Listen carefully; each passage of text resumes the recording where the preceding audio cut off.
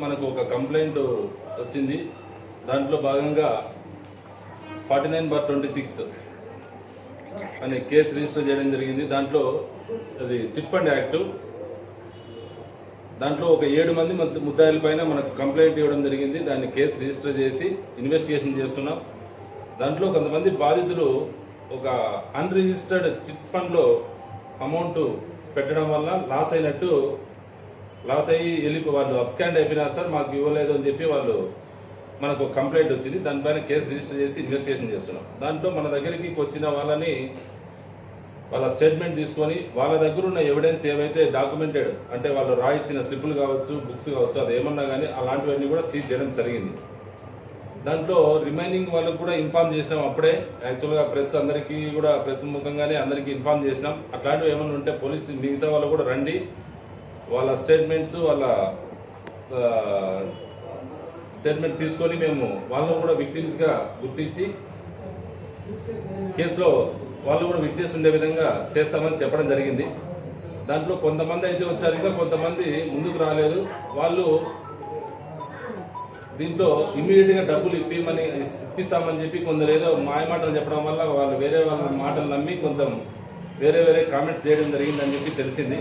దాని ముఖంగానే ఇప్పుడు ఈరోజు ఈ ప్రెస్ మీట్లో తెలియజేసేది ఏమంటే, ముఖ్యంగా అలాంటి విక్టిమ్స్ ఎవరైనా ఉంటే మా దృష్టికి తీసుకొని వస్తే వాళ్ళ స్టేట్మెంట్స్ తీసుకొని వాళ్ళ ఎవిడెన్స్ ఏమైనా ఉంటే మేము కలెక్ట్ చేసుకొని యాజ్ పర్ ప్రొసీజర్ అవి సీజ్ చేసి కేసులో భాగంగా చేయదలుచుకున్నాం.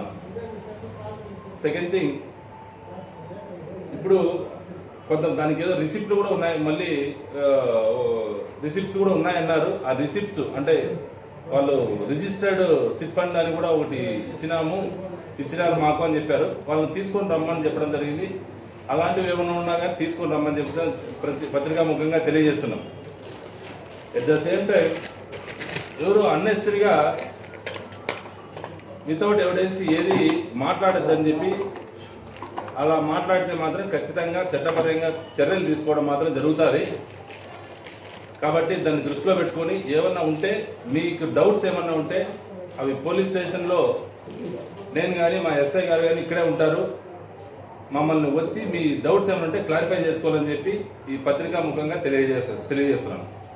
Thank you. 16వ తేదీ బాధితులు ధర్నా అన్నారు కదా సార్, వాళ్ళకి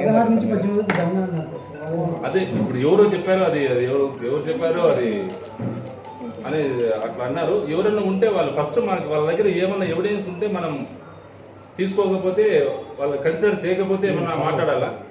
ఆల్రెడీ మనకు ఇది పీజీఆర్ఎస్ పిటిషన్లో ఇచ్చారు. వాళ్ళందరికీ కూడా వాళ్ళ డౌట్స్ ఉండేవి క్లారిఫై చేసాం.